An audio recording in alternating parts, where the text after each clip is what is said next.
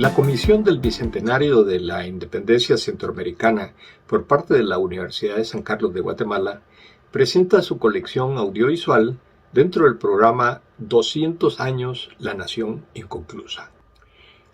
Estas cápsulas de video nos traen las voces autorizadas de investigadores, quienes con sus charlas nos llevan a las difíciles circunstancias en que se dio la independencia, pero también sobre el largo y difícil camino de construcción de las naciones centroamericanas. Estos 200 años han presenciado los intentos por superar la herencia colonial, pero siempre se antepusieron los intereses de los grupos de poder por encima de los pueblos indígenas y de los demás sectores subalternos.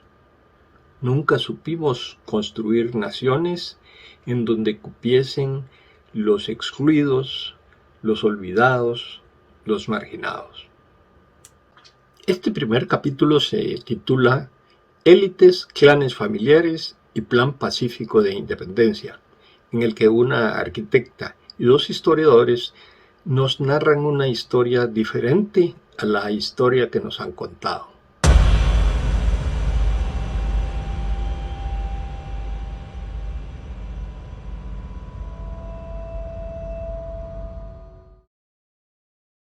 Vamos a abordar el proceso de construcción del Estado Nacional Guatemalteco y dentro de ese proceso tiene mucho que ver la historia de la familia Aycinena. De todos es conocido de que la independencia se firmó en la Nueva Guatemala de la Asunción el 15 de septiembre de 1821, luego de que fue trasladado por los terremotos de Santa Marta que habían destruido la ciudad de Santiago de los Caballeros de Guatemala. En 1773 fue el terremoto y en el 76 fue el traslado. Es importante destacar que en esta historia tiene mucho que ver la familia Aycinena porque su patriarca y primer marqués, don Juan Fermín de Aycinena, fue la persona encargada por el ayuntamiento de la ciudad de Guatemala, pero también comisionado por el rey Carlos IV de España en dirigir la construcción de la nueva ciudad. El clan familiar Aycinena fue iniciado por Juan Fermín, que es un inmigrante español. Él viene del reino de Navarra con poco dinero, pero es muy hábil comerciante, de tal manera que llega a México, Veracruz, establece un comercio de transporte de mercancías del puerto hacia la Ciudad de México, hace algunos recursos económicos y luego decide viajar a la ciudad de Guatemala hacia 1753, llega a la ciudad de Santiago a la edad de 21 años, joven y además soltero, se casa en tres nupcias, tiene 3 esposas, la primera de ellas, doña Ana María Carrillo de Galvez, la segunda, doña Micaela Delgado Nájera y Mencos, y la tercera, Micaela Piñol y Muñoz. Ahí él, con las dotes de sus esposas, logra una gran cantidad de recursos económicos que multiplica y que desarrolla, a partir de lo que ya he dicho, su capacidad de comercio, su capacidad como negociante. Además invierte en la producción de añil, tiene haciendas añileras en El Salvador fundamentalmente y en Guatemala también haciendas de otro tipo. 3 generaciones comprendió el marquesado de Aycinena, fue don Juan Fermín quien lo fundó, lo compró, ¿verdad? Don Juan Fermín fue regidor perpetuo de la ciudad de Guatemala, teniente de granaderos militares, caballero de la Orden de Santiago y más tarde compró el marquesado, es decir, es una nobleza comprada. 3 generaciones, la primera don Juan Fermín, le siguió su hijo primogénito, por eso es un mayorazgo, don Vicente de Aycinena, y el tercer marqués fue don Juan José de Aycinena, que además fue obispo y además fue rector varias veces de la antigua y colonial Universidad Real y Pontificia de San Carlos de Guatemala. Juan José entonces fue la cabeza familiar del clan familiar más poderoso económica y política de Centroamérica, pero a pesar de su enorme poder no pudieron establecer una hegemonía de tipo político en Centroamérica. Lograron entonces realizar la independencia, pero lo que no lograron fue establecer un tipo de gobierno de acuerdo a sus intereses, y entonces se estableció la República Federal más de acuerdo a los intereses políticos centroamericanos. La República estaba pensada entonces por Juan José de Aycinena y por eso fue creada más tarde en 1847. Concluyo diciendo que fue Juan José de Aycinena seguramente el que imaginó la nación guatemalteca tal y como hoy la tenemos, y sus ideas políticas quedan registradas en uno de sus libros políticos más importantes, que fue El Toro Amarillo.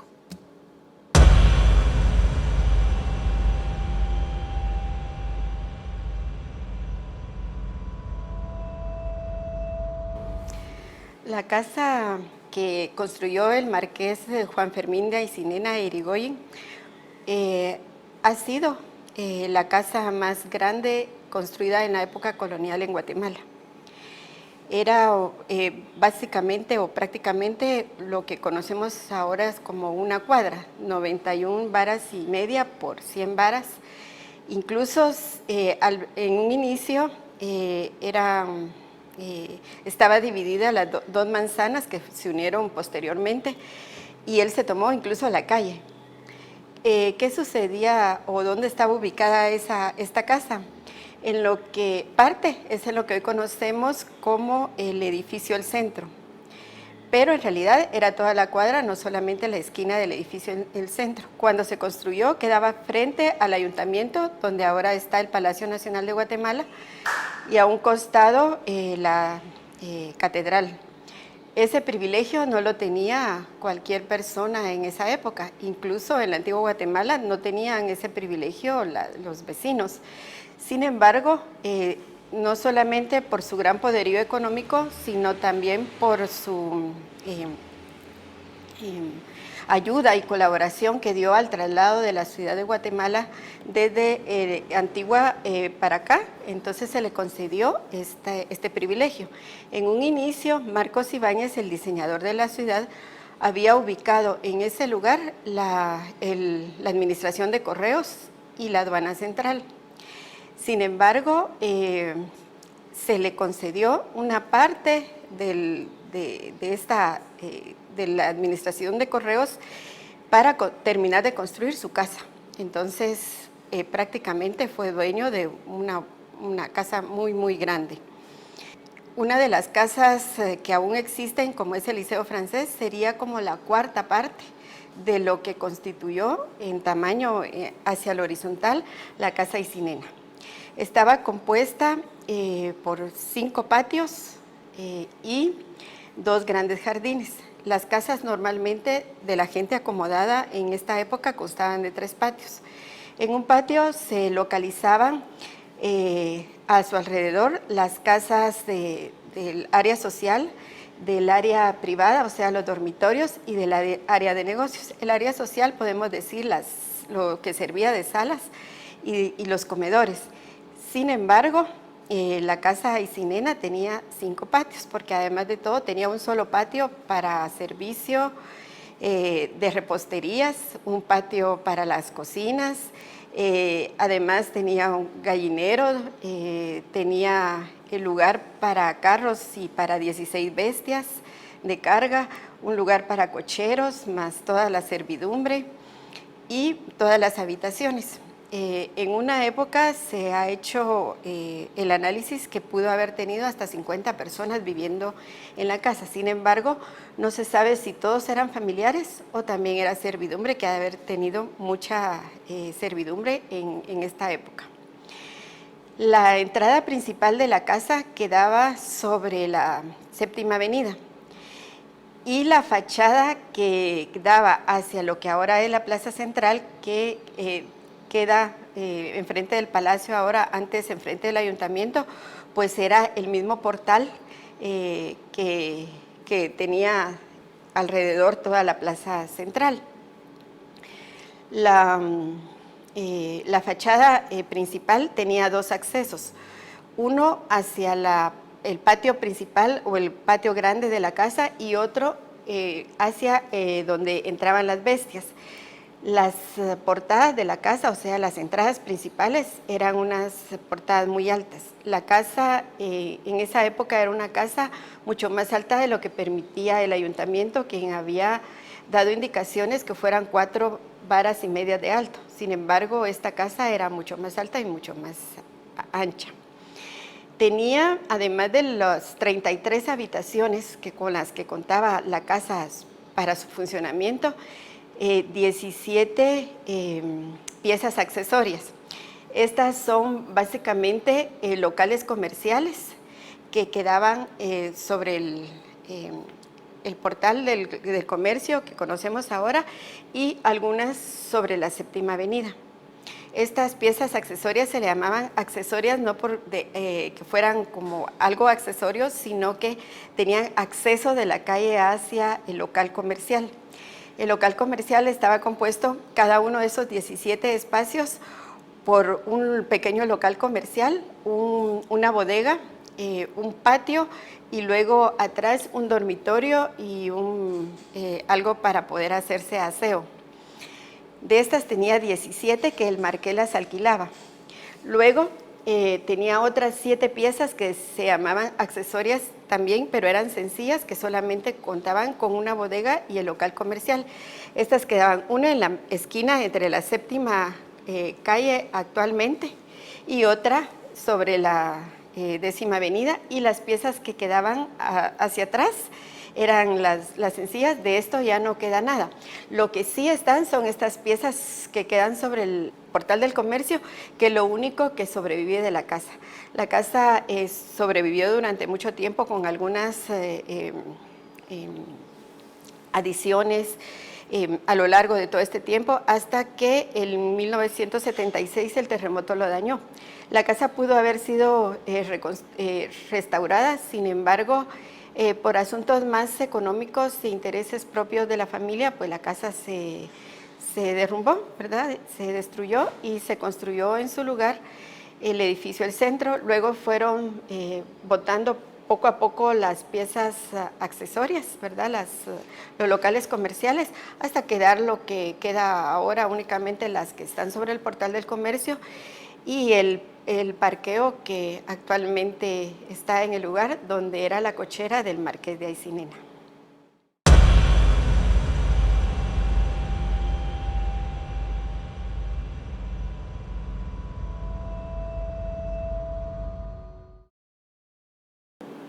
Hola a todos y a todas. Hoy trabajaremos un tema muy interesante, como lo fue el Plan Pacífico de Independencia.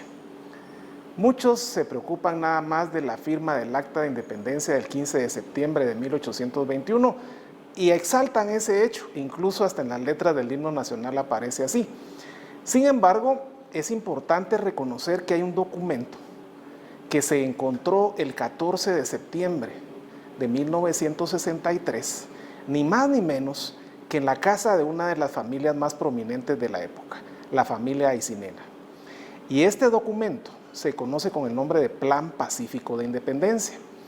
De hecho, Horacio Cabezas, un historiador centroamericano nicaragüense, le dedicó mucho esfuerzo a ese estudio, y hoy lo que haremos es analizar qué relevancia tiene el Plan Pacífico de Independencia con respecto a la forma en que se planificó y de hecho se ejecutó la misma acta del 15 de septiembre de 1821.